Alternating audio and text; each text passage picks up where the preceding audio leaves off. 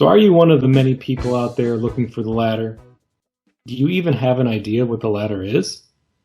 Clearly the ladder is a metaphor for something that Prince felt was important to find. So Eloy Lasanta, aka Prince's friend, is joining me on the latest episode of the Press Rewind Prince Lyrics podcast in order to figure it out for ourselves. Welcome back to the show, Eloy. Thanks for having me, man. I'm very happy to be back. I'm happy to have you as always, and the last time we collaborated was on the Purple Rain song. Yes. From, of course, the Purple Rain album. And kind of like Purple Rain, the ladder is a slow, kind of spiritual song. Very similar kind of mood and tempo to the music. There's not the epic guitar solo in the ladder, but I don't know. For me, they're kind of in somewhat similar in like what the intent of the song, the lyrics, the feeling of it being towards the end of the album, having something to say, but not always quite so obvious. Like you have to kind of think about it a little bit. You have to consider the lyrics a little bit before you understand maybe what is intended with the song. I can see I don't that. know. What do you think? Do you think the two songs are on parallel paths? I could say that I think it's parallel. I think that they are on kind of side by side. I also feel though that they're maybe going in different directions. Mm-hmm. Because as we previously discussed, like the song Purple Rain is very much from, it's the standpoint of the divine beings, singing to, humanity, essentially. Whereas this one on the ladder, it honestly kind of sounds more like a prophet or wise man telling humanity about those heavenly figures. So it's kind of like the same road, but going in different directions, I think. Interesting. Yeah, so for me, the ladder has always been one of those, I don't want to say cryptic, but I feel like it's a little more forthcoming in its intentions than maybe Purple Rain, because Purple Rain, as we talked about in our episode, has multiple meanings depending on where you're coming at the song, either as a track off of a film, or if you're thinking of it from a different angle that we talked about in that episode. Right. The ladder doesn't have that movie to go along with it to provide some alternate context or different ways of thinking about the lyrics. I mean, we have what the lyrics are, and we have knowledge that this album, Around the World in a Day, which is obviously the album that it came off of, has a lot of spiritual leanings towards it. It's seems to be an album where Prince is searching for something. He's looking for fulfillment, whether that be spiritual or, like Paisley Park talks about, finding that place in your heart that leads to contentment. And, there's other songs within this record that do something similar and have kind of those deeper feelings and deeper meanings. And the latter certainly, maybe, potentially with Temptation, the next and last track on the album, bookend the kind of like this suite of songs at the very end of the album that really try to propel, I think, Prince's message from this record, and also kind of point a direction of where he's going in his career a little bit.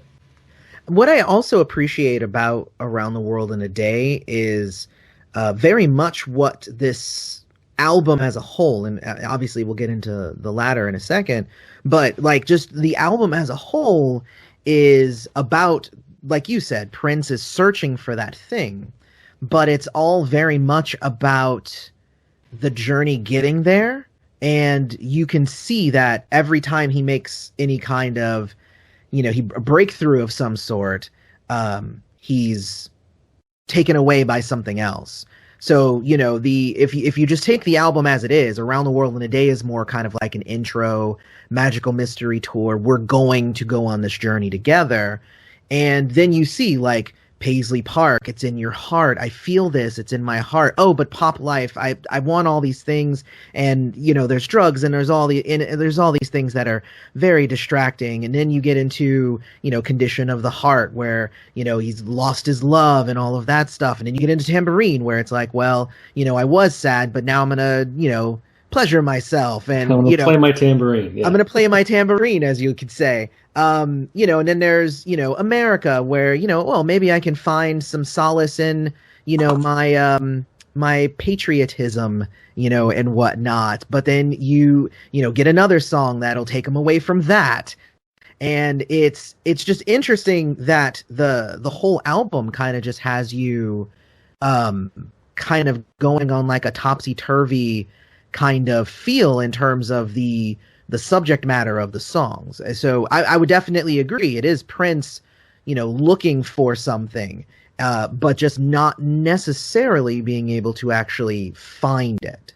And that's what ends up, and that's the thing, right? Even when you get to the latter, uh, and it's a very spiritual song about him searching for that bigger thing.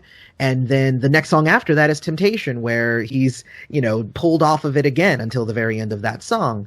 So that's one of the things I most appreciate about this album, is that it's all very kind of, it's all very literal. It's kind of in your face, but if you could take each song individually, but that's not really what Prince was about anyway. He would craft these albums in such a way that, you really did have to kind of absorb the order and the sequencing and what is he saying in this song versus that song. And, that's why podcasts like this are so interesting. Well, yeah, I think the sequencing of this record is super important. And it was obviously done intentionally. Like, there was a lot of thought put into the sequencing, I feel. Mm-hmm. For the latter to be the second to last song on the record, and then to finish it with Temptation, it's a good lead into that last song, because it kind of, I don't know, it feels almost like the climax, where you're getting toward, like if it was a film, you're getting towards the end of the movie, something big is going to happen, and we need this like moment to breathe and a little bit of moment of clarity. Yeah. From all the kind of craziness that had been occurring in the previous handful of songs. He tells us we're going to go on the tour of we're going to go on this trip. And then we have all of these pit stops along the way. Mm-hmm. Some of them related to sex, and some of them related to society and life in general. Some of them related to, pitfalls of fame. But now we're at the end of the album, the last two tracks, kicking off with the latter, and we have more of a clear direction. I feel like this is, like I said, if you're watching a movie, you kind of get an idea where the movie is going, where it's going to finish. Yeah. And this is getting towards the climax of that and leading to that. And with this song being so deliberate in its lyrical content, which I'm happy to go through here very shortly, but it's just a really good kind of precursor to Temptation. It's almost like they're two different songs, obviously, but they almost feel like I mentioned before, like a suite of two songs that really fit well together. I never think of these two songs as separate. I think of them together all the time. Like they're just too similar in kind of where they're trying to go with this album, I feel. I mean, and that's what I was saying, is that's kind of how I feel about all of the songs.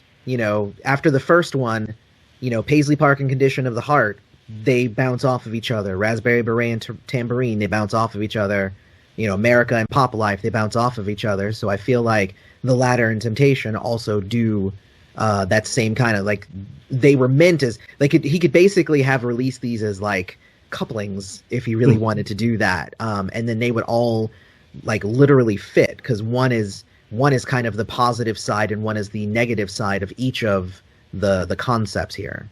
And before we get into the lyrics, I do want to just talk a little bit about some of the, I don't know, what I consider interesting facts or bits of trivia about this song. I love facts. So one of the first things that comes to mind is that this is one of two songs on the record that have give a co-writing credit to Prince's father, John L. So we got Around the World in a Day, the title track, and then the latter.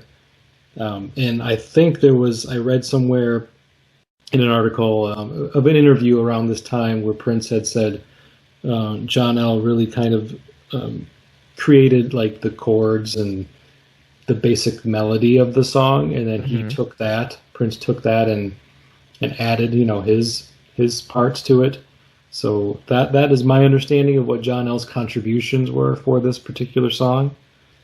Another thing I wanted to bring up is that the song opens up with an orchestral kind of arrangement, and it's the exact same orchestral arrangement that's used to open up Our Destiny, which was an unreleased song up until 2017. Like, it was officially unreleased. You can only get it on a bootleg, but then it was part of the Purple Rain Deluxe package that came out in 2017. And if you play both this song, if you play the latter and Our Destiny back to back, the orchestral strings at the beginnings of both of them are identical. Yeah. This was before Claire Fisher's involvement, though, so people kind of want to assume that anything orchestral was orchestrated and kind of created by Claire Fisher, and that's not the case. The credit is given for this part of the song to Wendy and Lisa. That's just what's on Prince Vault, so I don't really know much more about that besides what's written there. Do you happen to know anything more about that? No, I would have assumed Claire Fisher, because this was around the time that he started kind of working with Claire Fisher. So, yeah, no, that's kind of interesting. Looking at here on Prince Vault, because I went ahead and pulled it up right now too. There's like the individual people who played, each of the pieces. Right. Which is nice. The violins, the violas, the cello, and the stand-up bass. Like, they have each of the people named. So that's nice that they're actually getting credit for that.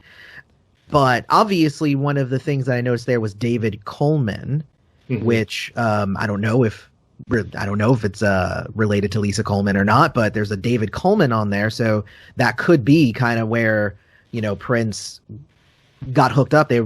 I imagine it in my brain like, hey, some strings would be really good on here, Prince. Oh yeah, really? Yeah. My brother's actually part of like a quartet or an orchestra. If you want them to come in and do that, yeah, see what you can pull together, I guess. And then that's probably what happened. That's my thought. David is Lisa's brother. Yeah. Oh, see, there you go. Yeah. So that's again. I have nothing to back that up. That's all conjecture on my part in my brain. But in my brain, like, that's probably how it happened, and that's why they were given the credit for that, because, to me, and the way my brain works, I like to think is kind of like how Prince's brain would work. And it's just like, well, I see it this way. If you can do the thing and introduce, and bring it to me, then I'll try it. And if it works, then I'll keep it. But otherwise, I'm not going to put any effort into this. Who needs strings? And then after this, he's like, everything needs strings now. Yeah, exactly. And it's funny, though, because the way the story goes, and once again, I was not there, so I can only tell you what I've read and how it's been kind of relayed at this point. But the way the story goes is that Prince was introduced to Claire Fisher. Yeah, it was around this time, and I think it was around the Family Project. The Family Project might be the first. It was the Family Project was the first, but it was around this same time. Yeah. Yeah, right. He was writing for the Family Project in late '84, the same time that Around the World in a Day songs were being written and recorded as well. But the way the story goes is that it's Wendy's sister Susanna, of course, is Prince's girlfriend at the time, and also a member of the family. And apparently her family, being a musical family, the Melvoins are a musical family, the Colemans are a musical family, and they had that connection. Maybe it was Wendy and Susanna's father that might have known Claire, if I remember the story correctly, or somebody within their family knew Claire. And so she suggested contacting Claire for use in the Family Project, and then after that collaboration was successful, he used him for many decades after that. But in this particular song, there's no credit to Claire Fisher for the string arrangements, and there's also no credit to Eric Leeds. The saxophone playing, according to the credits in Prince Vault and everywhere else that I've ever read it, is a saxophone player by the name of Eddie Minenfeld. Oh, okay. Yeah, and I quickly looked up what he'd been doing, or what other collaborations he had, and he worked a lot with Sheila E. So he has credits as a horn player on a couple of Sheila's projects, like Romance 1600 and the self-titled Sheila E. album. So that is who is playing saxophone on this song. It's not Eric Leeds. So just something interesting, because people think sax in the 80s must be Eric, strings in the 80s must be Claire, and that's not the case. No, definitely not. Well, and this was also around the time that, Sheila was starting to kind of veer off and try to do some of her own stuff, and she probably brought her saxophonist on tour with her, and Prince was like, well, damn, I need to get another one then. So that's where Eric came in. Yeah, this song was written in late 84 while they were rehearsing for the Purple Rain tour. So the Purple Rain tour had not started yet, and we know that Sheila E. opened for Prince and the Revolution on the Purple Rain tour. So it might be very similar to like exactly what you said. Sheila had a sax player in her band, and Prince was around during the rehearsals when Sheila and her band were performing and getting ready for the tour. It's like, I'm going to pull you in to play sax on this song with the ladder that's going to be on my next album. But, you're right. I need my own sax player. So I got to hire somebody.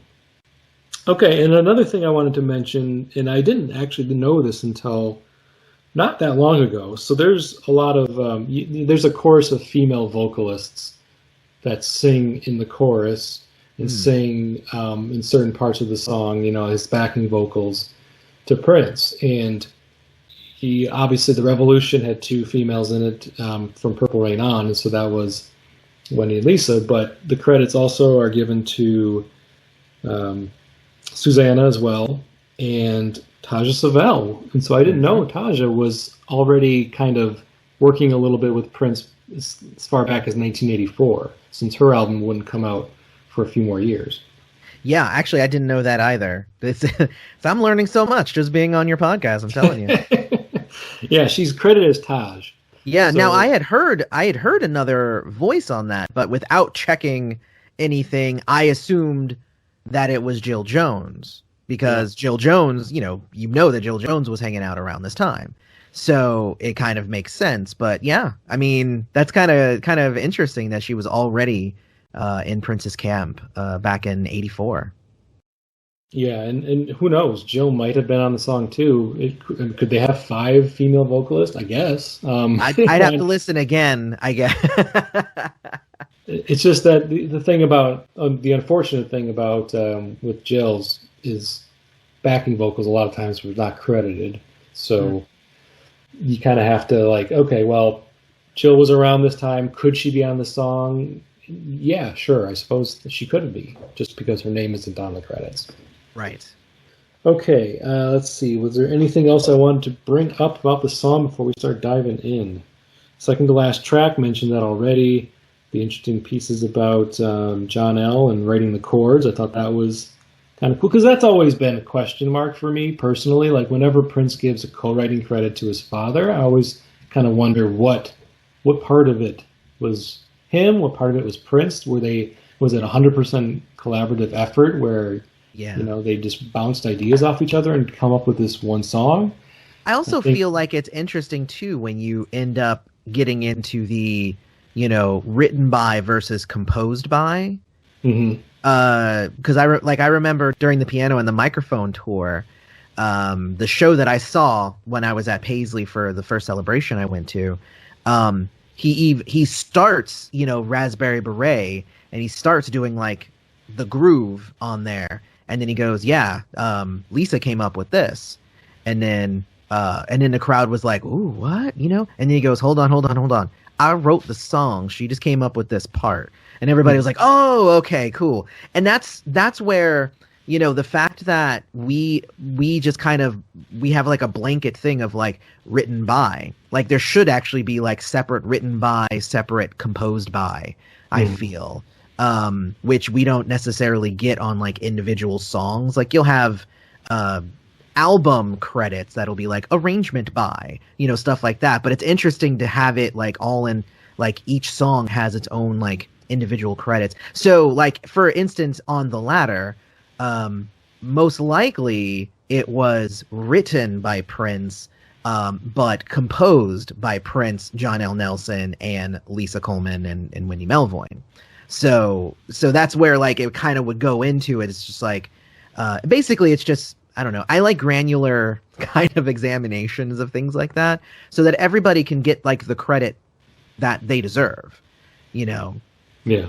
and not necessarily leave everything up to chance. Like you said, like Prince has said forever. Yeah, I wrote this one with my dad. Yeah, but what does that mean? Right.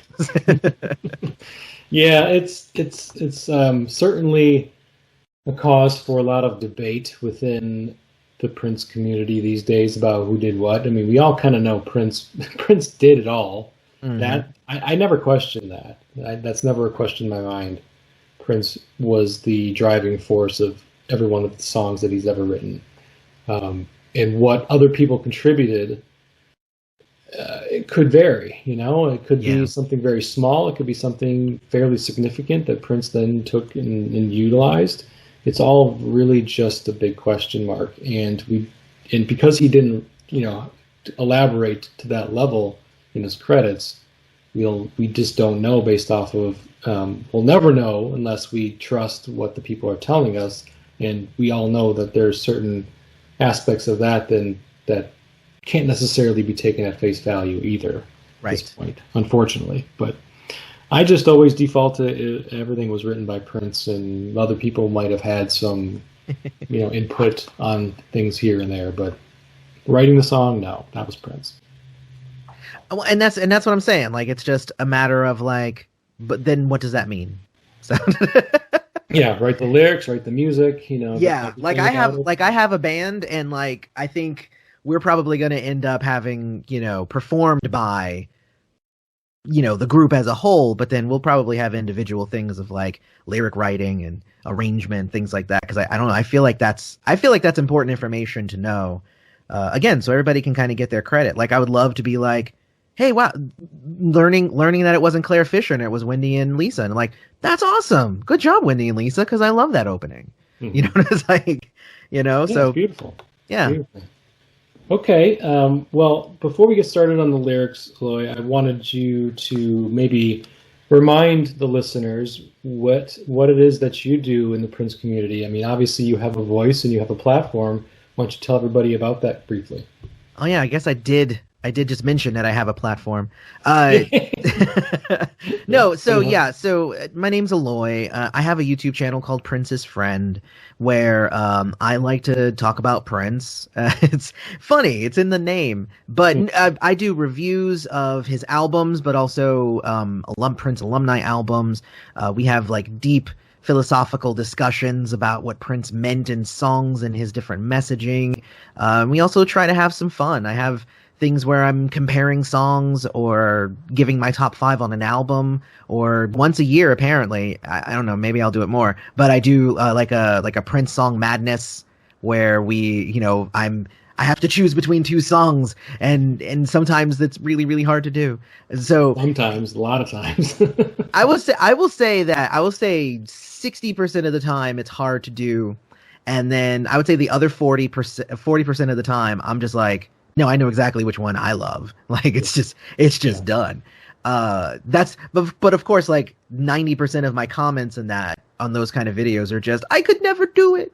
No, I just can't. But I have fun over on my channel. Just, you know, kind of having fun talking about Prince. If I didn't have a channel, I would just be annoying all of my friends.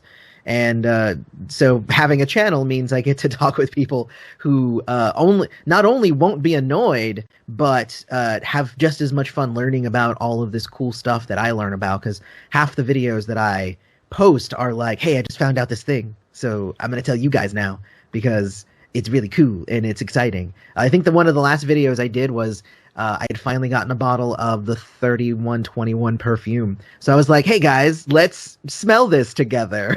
You know, it's what we do. And it's a lot of fun. Just go type in Prince's Friend on YouTube and you'll find me. We have over 25,000 subs now. We just actually hit that milestone, and over 4 million views. So come and be one of like 4 million and one.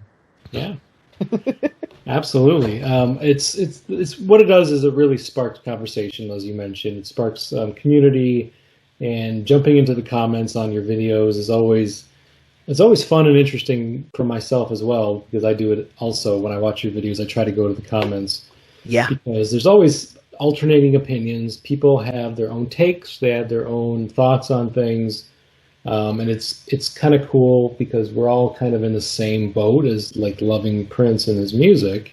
So we're not just kind of talking to ourselves about these things. We're speaking. It's a collective, it's a community of folks from all over the world Yeah. that are interested in the same thing. So you can have a conversation with thousands and thousands of people that feel just as strongly or have just as much of an opinion as you do. And when you're just looking around in your community, your local community, it's not always as easy to find those same people. So the internet's been great, and your channel's been great for bringing us all together for that purpose.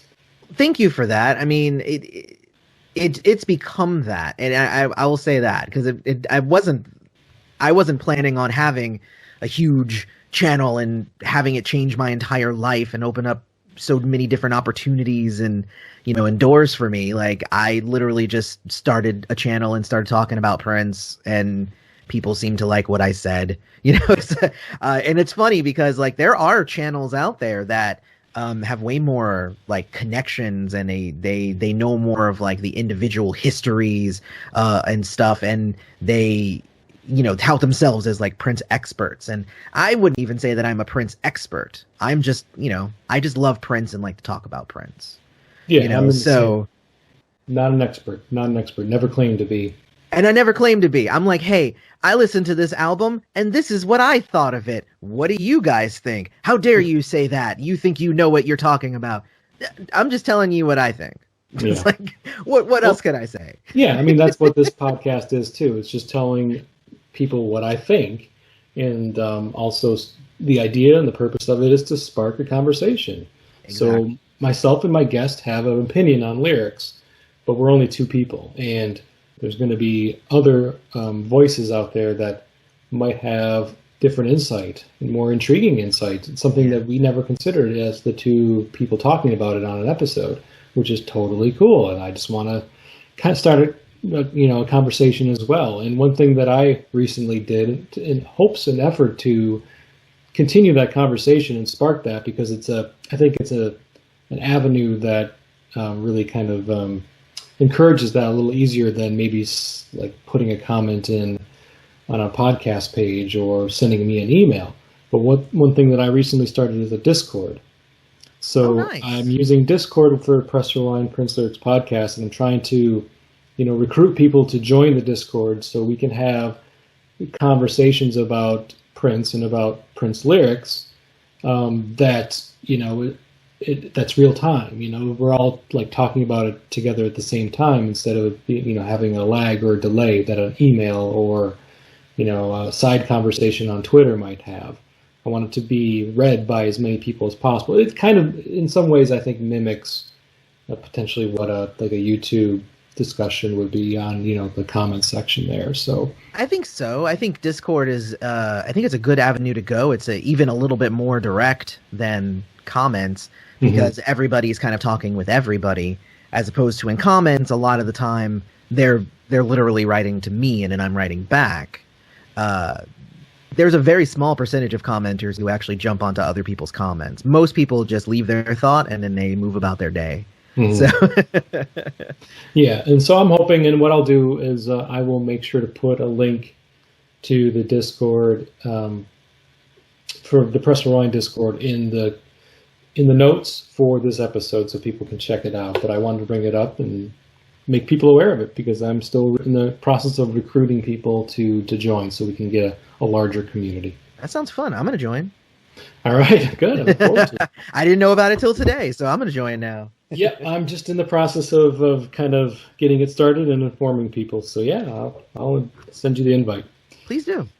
All right, so I think we are ready to dive into the lyrics. Let's do it. So with the latter, Prince, he uses his speaking voice. So for the verses, he's basically just speaking these lines. He's not really singing them. And I was struggling to find, or I was struggling to kind of think of other songs where Prince employed this kind of vocal technique where he's just kind of talking the lyrics for the song. I didn't spend a lot of time on it. I don't know. Do you happen to think of anything off the top of your head that you can recall of Prince doing this at any other time in the past or future? Where he only speaks? Yeah. Man. I mean, not really. I think like the closest to it would be like which is like much later. It's like where he's mostly saying it in a mostly speaking sense. But no, I really can't think. I mean, movie star maybe, but then that's more playing a character than just literally just sitting down and just speaking melodically. But I think also like he probably had always been a fan of just like spoken word and whatnot. So you can kind of see some of that happening here. Yeah, he does a little bit like on the song Had You at the end of Chaos and Disorder, but that's such a short song, and he's just kind of saying two words and then, another two words. So it's not really like spoken word in like a poem, I guess. I don't know. It's similar but different. I really can't think of any other song that he did that on. Yeah, it's pretty unique. It's a unique thing that he didn't do a lot. But that's how the song is performed. And so the first verse goes, "Once upon a time in the land of sin aplenty, there lived a king who didn't deserve to be. He knew not where he came from, nor where he was going. He never once said thank you, never please." So right off the bat here, he's speaking on a parable, it sounds like, in a way. Like he's going to tell us a story through these characters, this king. And I don't know, some of the things that come to my mind right off the bat, sin aplenty, is that another term for our society? Does it mean Earth? Like everybody on this planet? Yeah. We're all coming from sin aplenty? Is it the sin that we have, in us, the original sin, plus all the sin that we carry with us every day as being flawed human beings? I don't know. I mean, what do you get from sin aplenty? What are your thoughts on that particular? For me, I've always taken it as most things with Prince is, they all have like a tinge, a hint of being autobiographical. So when I read that, I think of it's basically kind of him feeling himself, like him being all in the I'm a star, I'm the biggest thing that there is right now. And, that's sin aplenty. That's in the middle of drugs and sex and debauchery and all the craziness. He's then the king who doesn't necessarily deserve to be. And that's kind of how I feel about it, because it's, he knew not where he came from, so he's forgetting himself. He knows not where he's going because he's directionless. And then obviously never once said a thank you, never please means also he's full of pride, if that makes sense. Yeah. So like that first verse right there, just it describes the type of, like, the main type of person that you do not want to be. And again, for me, I always kind of get the idea that this is an autobiographical song, so Prince must have seen himself falling into that trap, and that's why he decided to not go in that direction. I've been to the mountaintop and it ain't what you say, so. Yeah. Well, I mean, like the whole aspect of him becoming a movie star around this time. So he's now in the fall of '84, he's about to embark on this massive world tour. The movie has already come out and it was a huge success. The album Purple Rain came out as a huge success. So there could be some of that, to your point, where he's looking, within and seeing all of these trappings of success that he's kind of falling into, and kind of almost like chastising himself for taking part in something that is maybe somewhat destructive. Yeah. And so, yeah, I get that. I can see that for sure. Well, and if you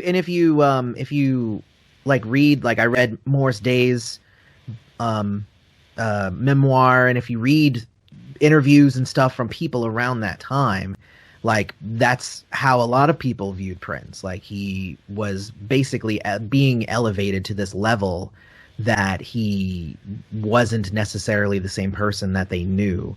You know, like in Morris Day's, memoir, he was just like, he would come to set and him and Prince almost got into a fist fight. It's like, and that's something that they never had done. But Prince was like, you're about to mess up this thing for me.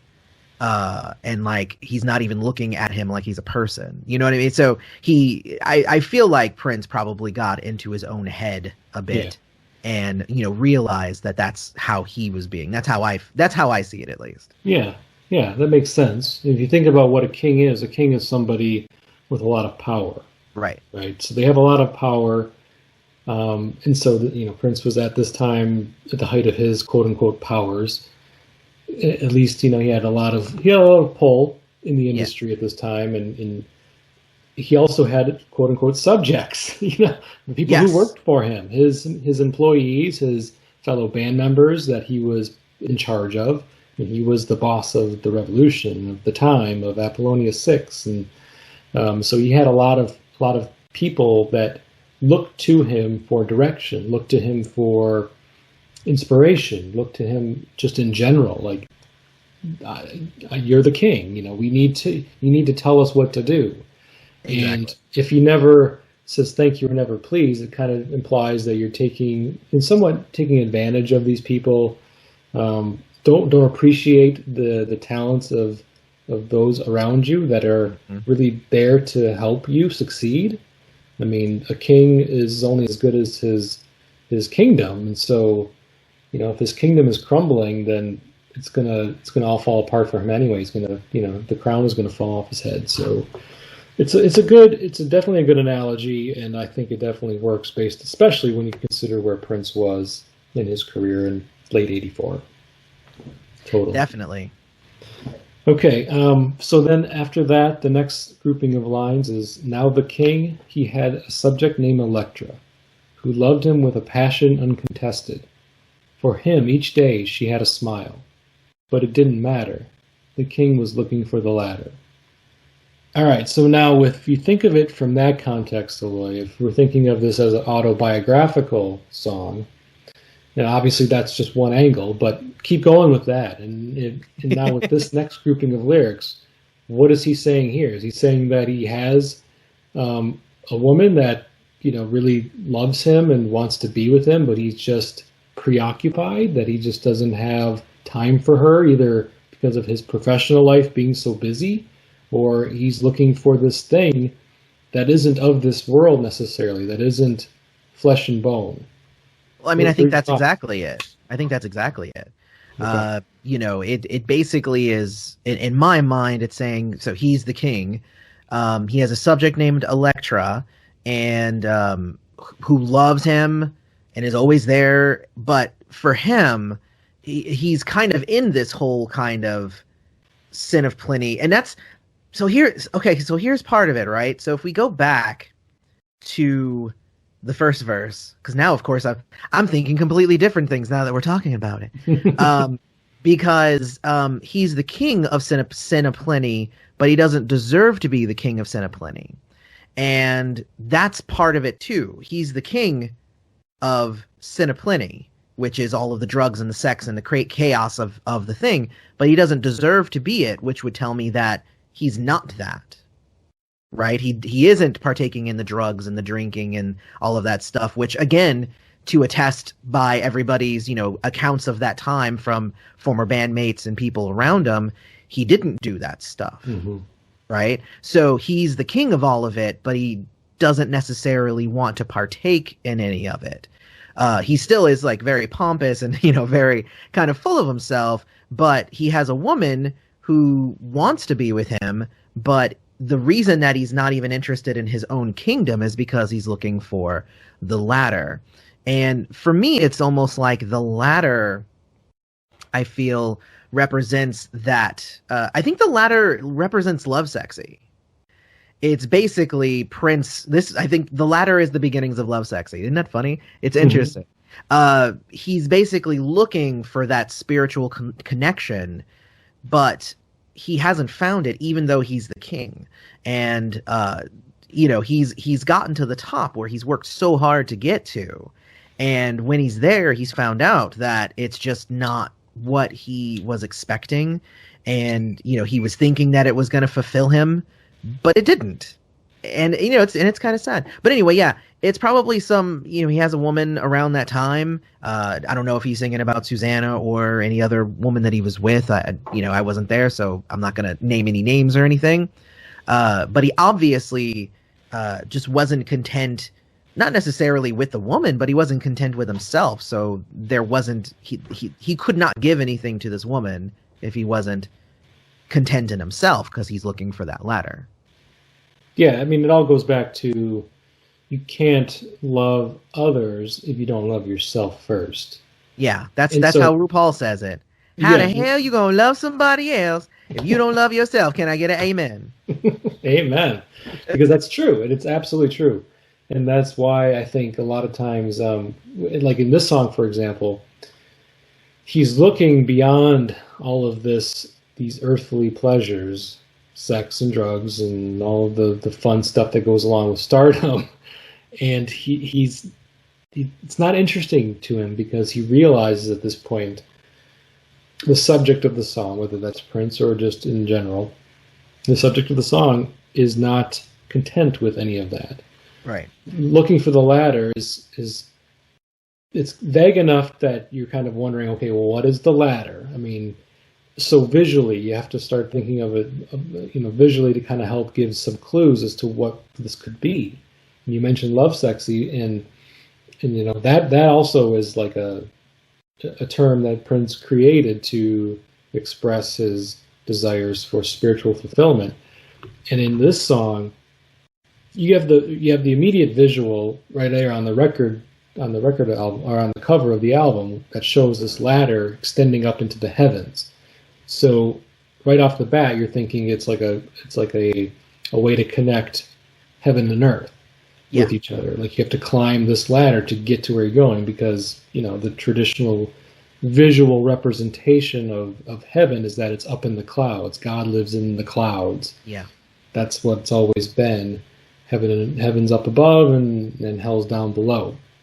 And so, if you're going to use the ladder as a metaphor for that spiritual climbing, that having to work on yourself and having to work towards this achievement of enlightenment, or at least getting to where you want to go within yourself to be worthy of heaven, for example, when you pass, you have to put in work to get there. You have to climb this ladder. Climbing a ladder, especially a very tall one, can be some work. There's some exertion you have to put into it.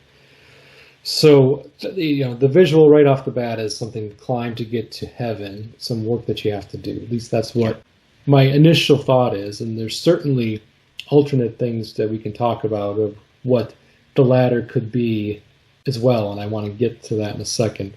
So I'm going to read the chorus first, because right after those two verses, he goes into the chorus. Everybody's looking for the ladder. Everybody wants salvation of the soul. The steps you take are no easy road, but the reward is great for those who want to go. So he repeats that everybody's looking for the ladder and wanting salvation of the soul, which are, things that we've already kind of talked about. Yeah. The king's looking for the ladder. Salvation of the soul is, kind of just another way of saying at peace with yourself and at peace with who you are, and being the best person you can be. Those are some of the things that I get from that salvation of the soul. Like, you're really kind of content with the choices you make in your life, that they're going to be positive outcomes for yourself and for others. The steps are no easy road, so we all know that this is not easy, especially when we're surrounding ourselves with sin aplenty. We're surrounded with that every day. Mm-hmm. We have to make choices to be good people. It's not always inherently easy for some to make those right choices. So it's not an easy road. You have to sacrifice things in your life, I feel like, is what is being said here. You have to put some sacrifice, put the work in. But the reward is great for those who want to go. And that just very literally for me reads the reward meaning heaven potentially for those who want to go. Like if you this is something that is worth your time, if you feel like this is where you want to end up at the end of your life, you can't wait. You can't wait to the very end to make it happen. You got to start climbing that ladder now. Yes, exactly. Even if you take it from, the literal standpoint of him even talking about himself, like it ends up meaning the same thing. So there's not really an alternate meaning to that. And like you said, it's pretty on its face. Like he's saying, like, everybody's looking for the ladder. Everybody wants salvation for the soul. Like he says the ladder, and then he defines what the ladder is. Mm-hmm. It's like, so, and it won't be hard, and it won't be easy, but you'll get a great reward.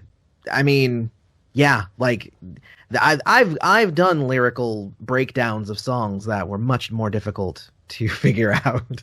Yeah, the ladder. Right. He 100% defines what the ladder is within the chorus. Yeah. If you want to know what it is, you just got to read the chorus. Yeah.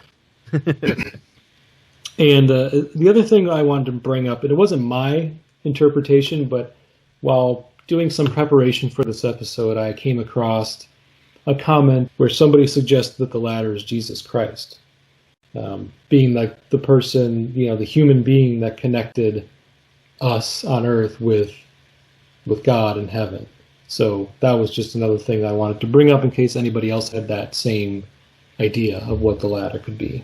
Well, I mean, I can see that too. It just depends on how specific you want to talk, like right. What you want to speak. Like if you want to say that the song is specifically a Christian song, then that ladder is obviously, Jesus. But like somebody who, who follows the Hindu religion might think that ladder is karma.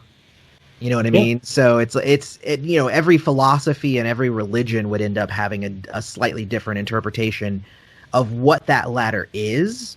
But that ladder, I think, still represents the same thing. It involves, like you said, that climb. Each rung that you get up, the closer you get to that salvation, that that heavenly experience.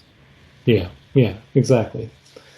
It's gonna differ depending on your belief system and where you are on the religious spectrum, what you believe in, what your religion teaches you about the afterlife, and who God is for you and what that connection is. Exactly. So definitely the ladder's probably Jesus. Yeah. yeah, exactly. If you're following the Christian faith, yes. Right. One thing we didn't mention in the second verse, and I would be remiss to not talk about it, is just the use of Electra as the name of the person. So, 35 years later, we all know that now in the 90s, Prince had renamed one of his proteges Carmen Electra. I feel like there's more than just this as the use of the word Electra, but I can't think off the top of my head what else that could be, so I might be wrong. I mean, that's pretty much the only place that I've seen it.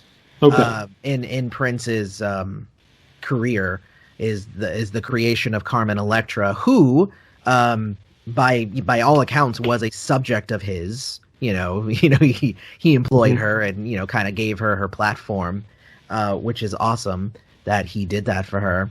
But I mean, I would say that there's that, and it probably has something to do with the name coming, but I mean, it's hard to really say, especially since this was, a decade before. So, unless he had just been having that marinating in his brain and he's just like, I can't wait till I find the right woman to give the name Electra to, so. Yeah. I'm looking at Genius.com. Somebody also mentions that in Greek mythology, Electra was in love with her father, much like Oedipus was in love with his mom. So Electra is a mythological creature as well, character as well, not creature. So there's that as well, though I don't really see much connection to Greek mythology in this song specifically. I No. probably would have to do more research on that if that was to mean anything other than he liked the sound of it. It's like Yeah, I mean that seems the most logical to me. Just like the sound of the name Elektra. It's kind of a cool exactly. name. I mean, it would be really cool if we found out that like Prince read a ton of Daredevil, and that's why he was like, "Oh, I totally need to use the name Elektra in there because I'm Daredevil," and the latter is actually being blind. Yeah, that would be funny, wouldn't it? Well, we'll put that out there. We'll put that out into the universe. Put that New in the chat. theory, everybody. Yeah, get people to start thinking about that. All right. Well, that is the first chorus, and I say the first chorus because the song basically has two different choruses, and as the song ends, we'll get to that, but they alternate between the two of them. So, in a lot of songs, the chorus is identical each time it's sung, with maybe a slight difference with a word or two. But the two choruses in this song are very different. They have completely different words. Well, they're kind of a continuation of each other, but yeah, that's why I like it. It's kind of like one big chorus that he decided to split in half. Yeah, that's pretty much what it is. Yeah, because in the next series of lines, it's he's still doing the spoken word version of reciting these lyrics.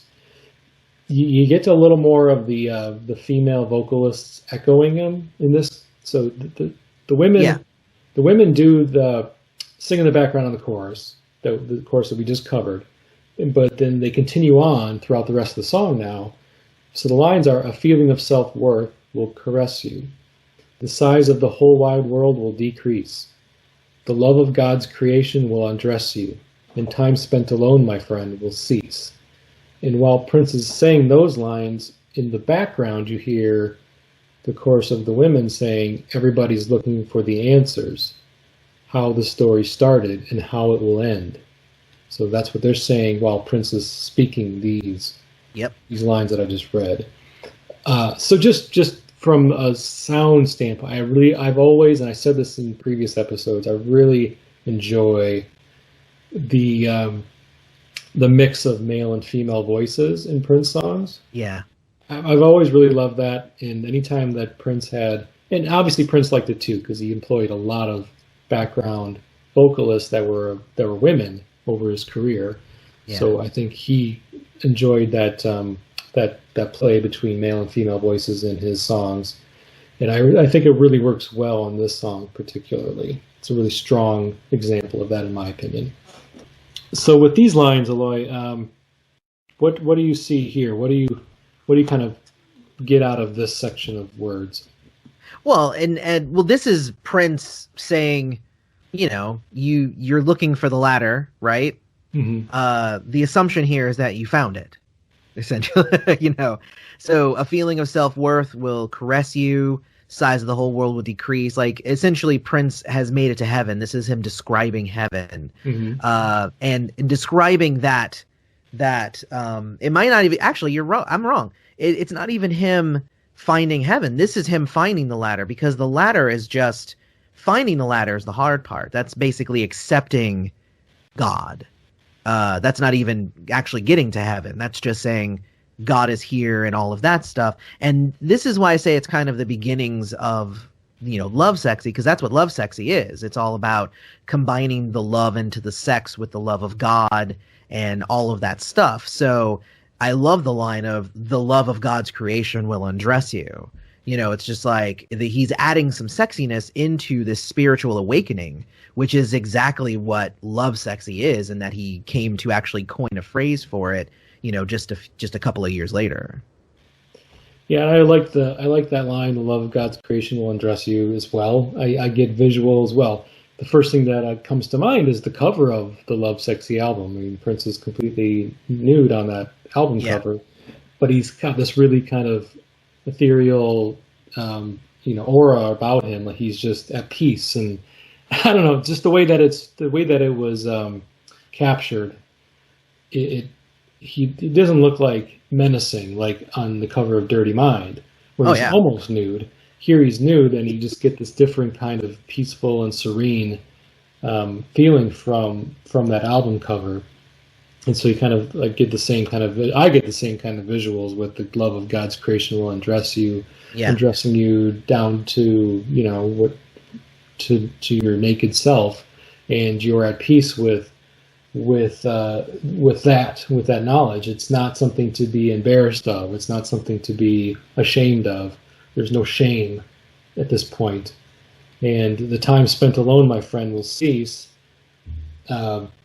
So one thing I get out of that, and so if we're not thinking so if you're thinking of it like he's in heaven, like this, he found and made it to heaven, which, I do agree with you. He found the ladder, and the ladder isn't necessarily heaven. Yeah, it's But like, yeah, exactly. yeah, but I get like, okay, is this him saying that he's happy and going to be reunited with his loved ones gone? Time spent alone, my friend, will cease, or is this just really kind of like I'm embracing the rest of humanity that has also found the ladder? And I don't know, I'm trying to get a visual and trying to put it into words, but it's difficult. But I just envision like Prince and all of these other individuals that have found the ladder, that are able to combine themselves to create like this community of souls who are now reaching this enlightenment that they're looking for, kind of like in Paisley Park, where it's like all these collection of people that are at the park, come to the park and play with us, and Yeah. it's finding others that I get, like finding others that are like you, that think like you, and have the same goal as you, and you all reached it together. Yeah, exactly. I think that that's what it is. I think it's definitely that, because it's, once you find the ladder, then you're going to converge with everyone else who was also looking for that ladder.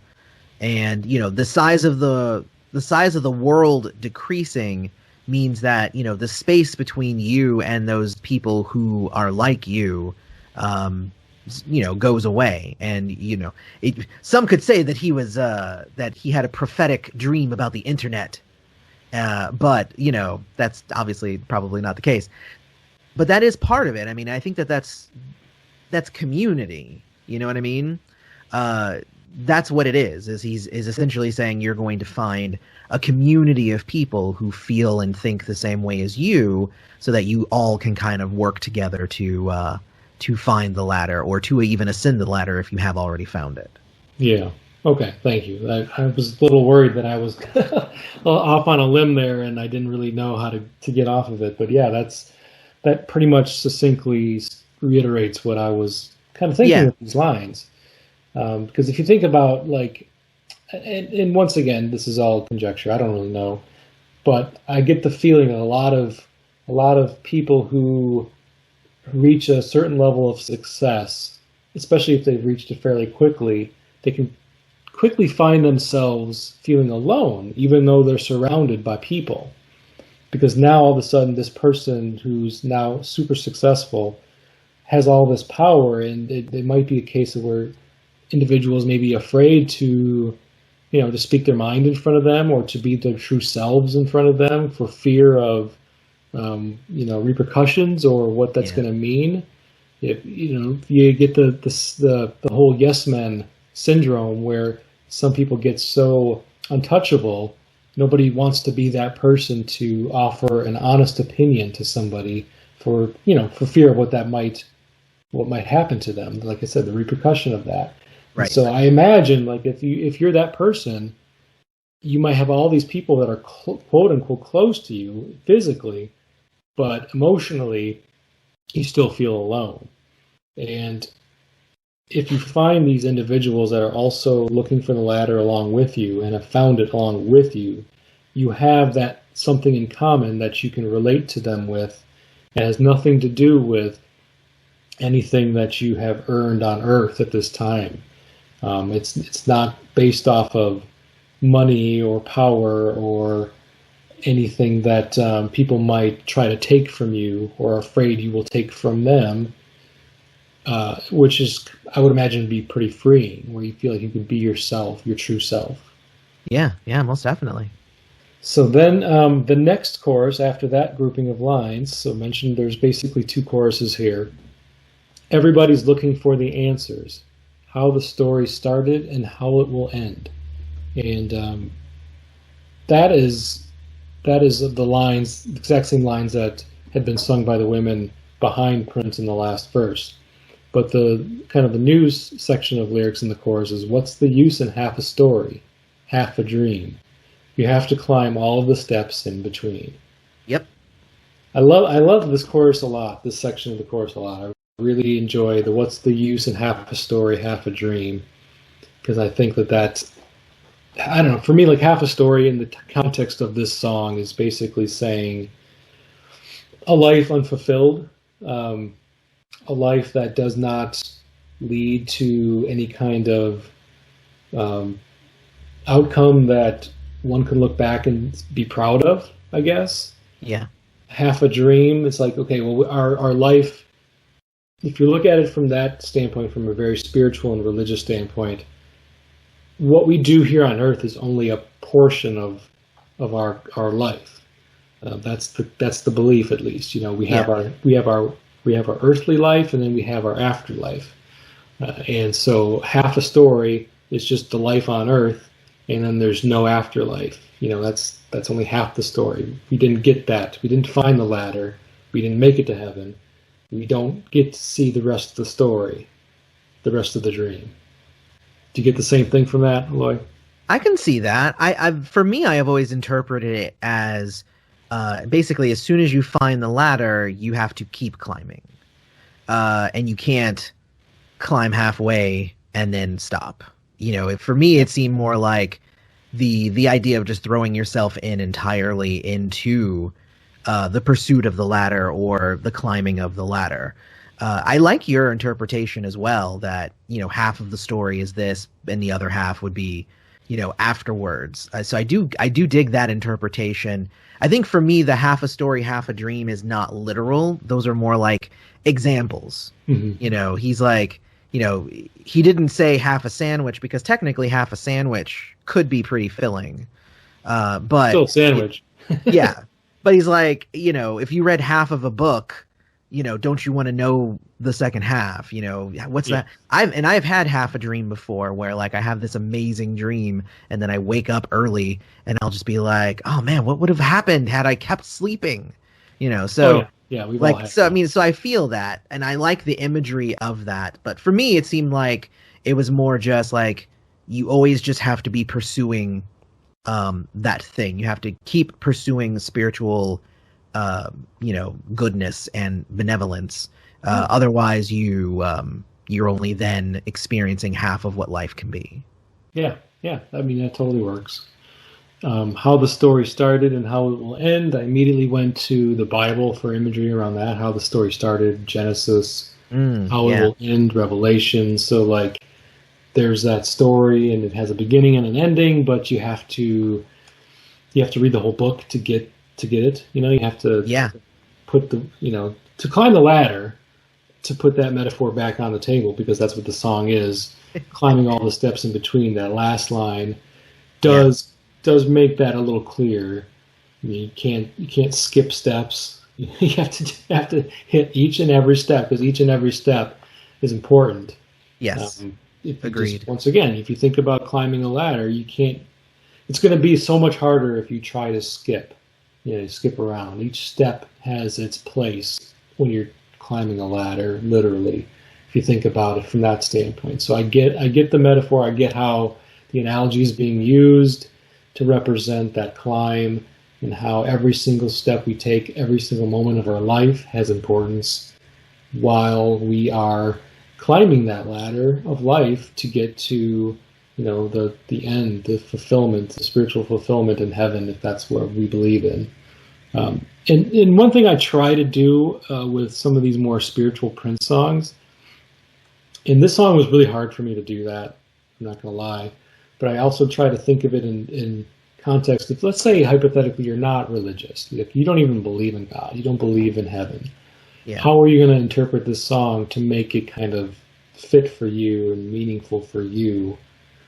And the only thing I can really say for this song is that I think it still can work, because I think you still have, as a person who living a life, you want at the end of the day, before you die, you would like to have, I would imagine most people would like to have a life you can look back on and think to yourself, yes, I, achieved whatever goals I intended to achieve. For the most part, to the best of my ability, I tried to live my life to the best of my capabilities, and those around me love me for who I am and what I bring to their lives, positivity and upliftment and good things. Half a story, half a dream could also, be considered just like, did I give up on my dreams? Did I bail on my family? Did I bail on, my job or the things that meant a lot to me because they got too hard? It was easier for me to give up. And so I think if you look at it from a non-religious standpoint, you could still get kind of a feeling where the song is trying to tell you to don't give up on your dreams, don't give up on your life. Look for that ladder, look for that thing that you can find to make life worth living. So when at the end of the day, at the end of your life, you're happy with how you lived it. Yeah, I can see the ladder as legacy. You know what I mean? Mm-hmm. Like, the ladder is you climbing that, and then at the end you have the legacy there to leave behind. Maybe your legacy is you climbing until the top, and then somebody else then starts to climb after you. So, like, that's a pretty interesting way to interpret it as well. I find it very hard to divorce it from the religious aspect of it, though. Just mostly just because it's again one of those songs that's very plain and in your face, and Prince says pretty much exactly what he means. So he's literally saying the love of God's creation and salvation of the soul. Like, these are all very religious kind of concepts that we're talking about. So it's hard to divorce them entirely.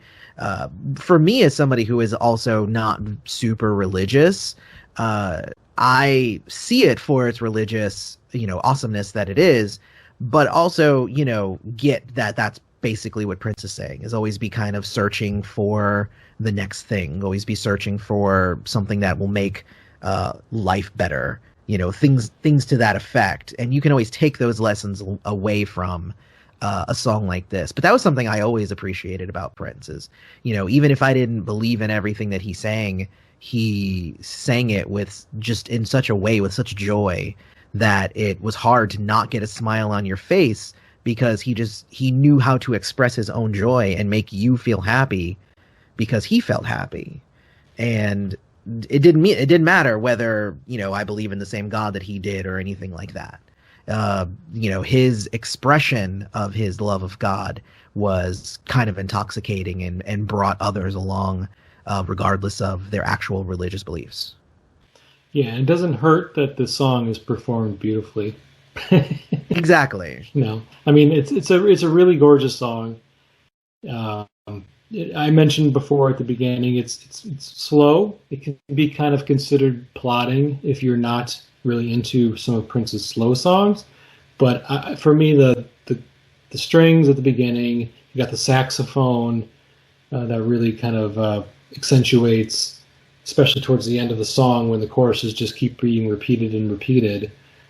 You have the beautiful interwoven female voices along with Prince's more masculine voice, because he doesn't sing the song in falsetto when he does sing, because he sings the chorus. So I just like the way that the whole composition is played out. I don't mind. I kind of like slower songs that are a bit on the longer side. This is like a 5.5 or so minute song. Yeah. And he throws in like really strong screams towards the end of the song too. You wouldn't think that this is a song that would warrant a lot of, the more traditional Prince screams, but he does it a couple times, I think, at least one solid one belt. Like main one, yeah. And I just get out of that, once again, just the expression of emotion that he has singing the song, and what it's intended to bring to the listener is like, this is even though it's kind of slow, it's supposed to be a joyous song. It's supposed to be something that you feel uplifted by. Most definitely, yeah. All right. Well, yeah, that's like I said, that's essentially how the song ends. Just a repeat of the chorus, the two choruses until the song fades out. You got the Prince scream, you've got some saxophone, you got Wendy and Lisa and Taj and Susanna singing background with Prince, and um, it's almost like a chant. You know, it just keeps chanting and repeating Yeah, to until it reiterate fades the out. yeah to the fade out to reiterate the point until we get into temptation. But that's the ladder. Those are the lyrics of the ladder. Do you have anything else you wanted to talk about with the song, Eloy? Not really. I would just say like it's songs like this that I hope to one day achieve because it's so kind of it's a complex song compositionally.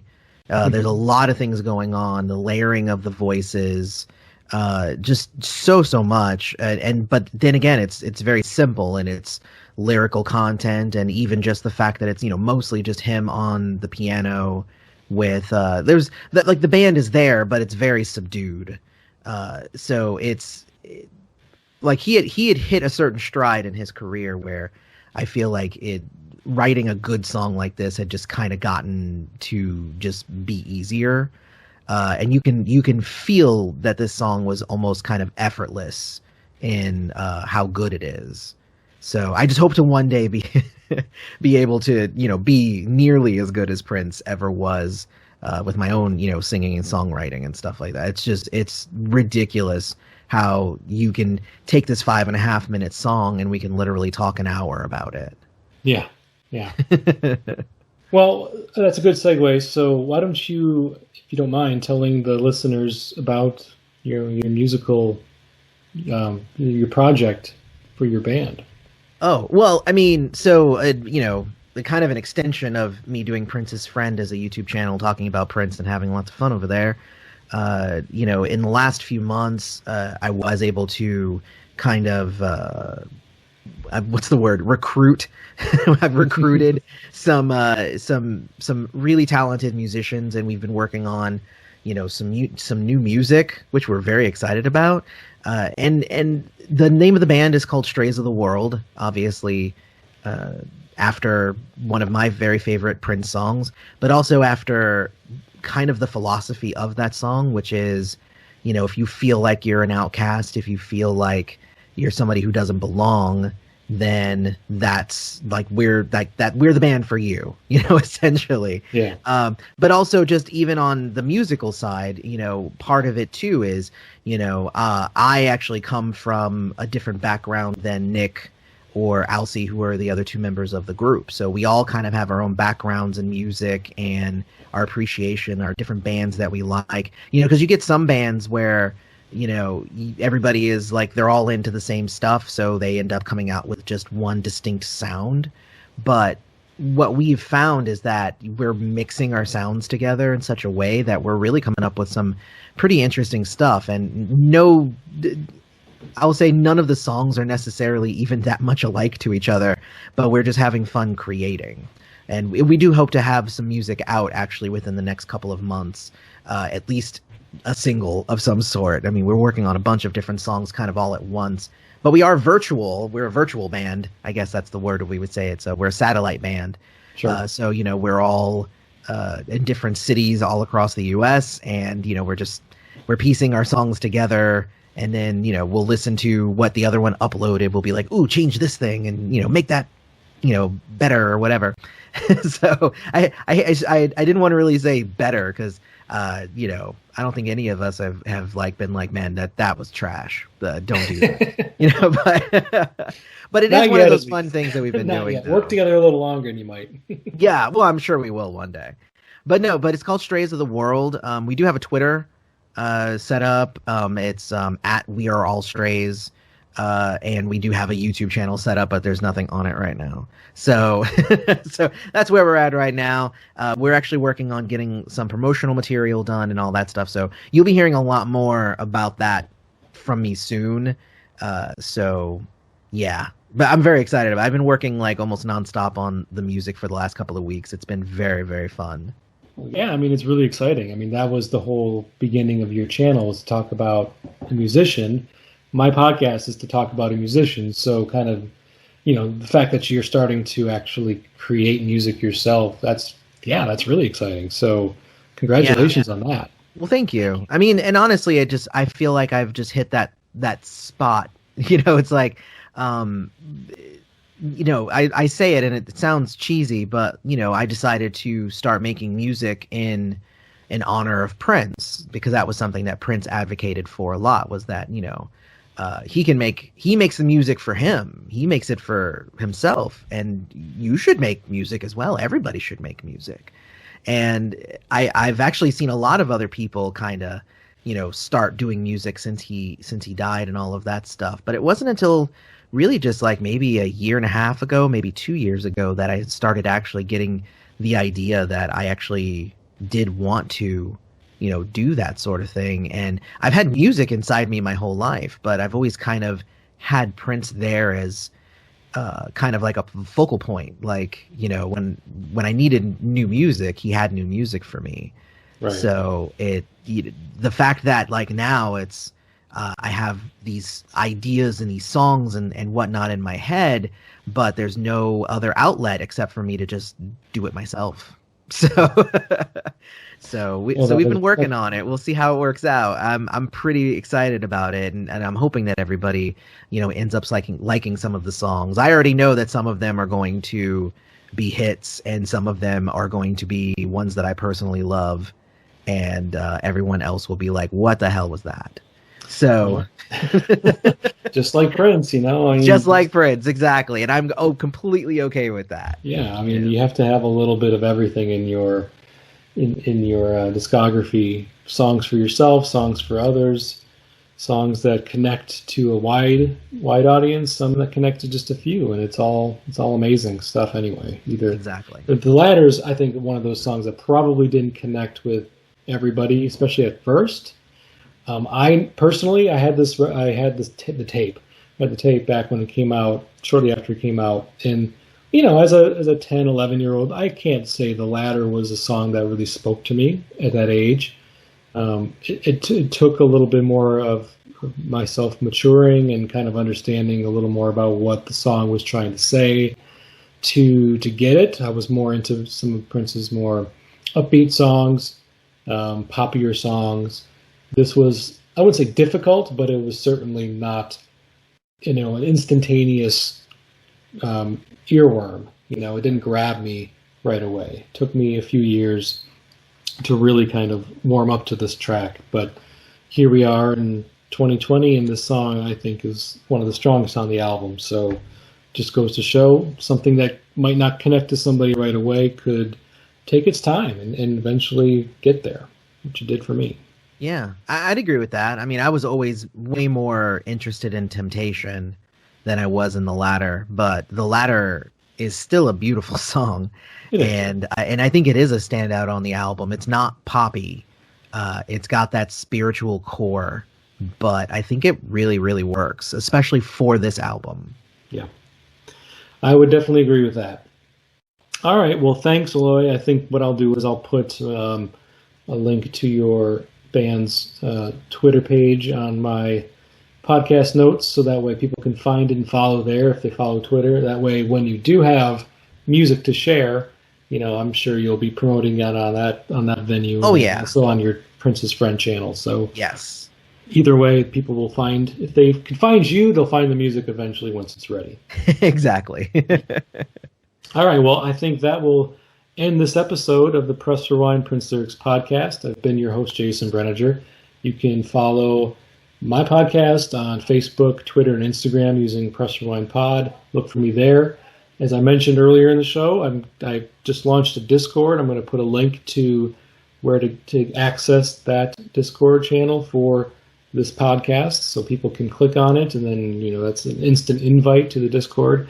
It's a mumble jumble of alphanumeric characters, so I'm not going to repeat it here. It's just going to go into the show notes.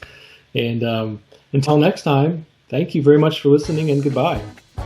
Bye.